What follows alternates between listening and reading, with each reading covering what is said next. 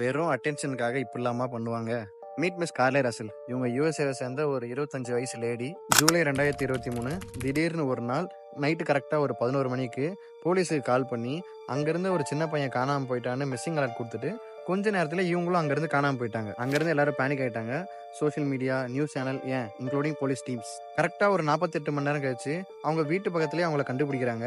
அவங்கள யாரோ கடத்திட்டாங்கன்னு, அவங்கள ஹாஸ்டேஜாக வச்சிருந்தாங்கன்னு, அங்கேருந்து தப்பிச்சு வந்துட்டாங்கன்னு இவங்க போலீஸ்ட்ட சொல்கிறாங்க. போலீஸ் சும்மா அவங்களுடைய கூகுள் சர்ச் ஹிஸ்ட்ரி வாங்கி பார்க்குறாங்க. கடையில் கல்லால் போய் திருட்டு எப்படி மாட்டிக்காமல் எஸ்கேப் ஆகுறது, மிஸ்ஸிங் அலர்ட் சென்ட் பண்ணுறது ஃப்ரீ தானா, மிஸ்ஸிங் சைல்டுக்கு ஏஜ் லிமிட் என்ன, இந்த மாதிரி விஷயத்தெல்லாம் சர்ச் பண்ணியிருக்காங்க. போலீஸுக்கு கொஞ்சம் சந்தேகம் வந்து அவங்கள டீப்பாக என்கொயரி பண்ணி பார்த்தப்ப தான் தெரியுது அவங்கள யாரும் கிட்னாப்பே பண்ணல. ஜஸ்ட் அவங்களுக்கு ஒரு சிம்பத்தி கிடைக்கணும், அவங்க மேலே எல்லாரோட அட்டென்ஷனும் வரணுன்ட்டு இந்த மாதிரி ஆக்ட் பண்ணியிருக்காங்கன்ட்டு. இதெல்லாம் பண்ண போய் அன்னெசரியாக பேனிக்கை கிரியேட் பண்ணி போலீஸ் ரிசோர்ஸ் எல்லாம் வேஸ்ட் பண்ணி அவங்க மேலே இந்த ட்ரஸ்ட்டையும் அவங்க பிரேக் பண்ணிக்கிட்டாங்க. Later she was punished by US government. So the moral here is sometimes the real danger is not kidnapper but the lie. 6 வருஷமா ஒரே பொண்ணை ஃபாலோ பண்ணி அட்டென்ஷன் கிடைக்கலாலும் அடுத்த வருஷமும் தயங்காமல் அதே பொண்ணை ஃபாலோ பண்ணுற you guys are really better when compared to Carlee Russell. இந்த மாதிரி கிரைம் ஓரியன்ட் ரீல்ஸ் ஆர் ஷார்ட்ஸை பார்க்குறதுக்கு ஃபாலோ இல்லைனா சப்ஸ்கிரைப் பண்ணிக்கோங்க. அடுத்த வீடியோவில் பார்க்கலாம். பாய்.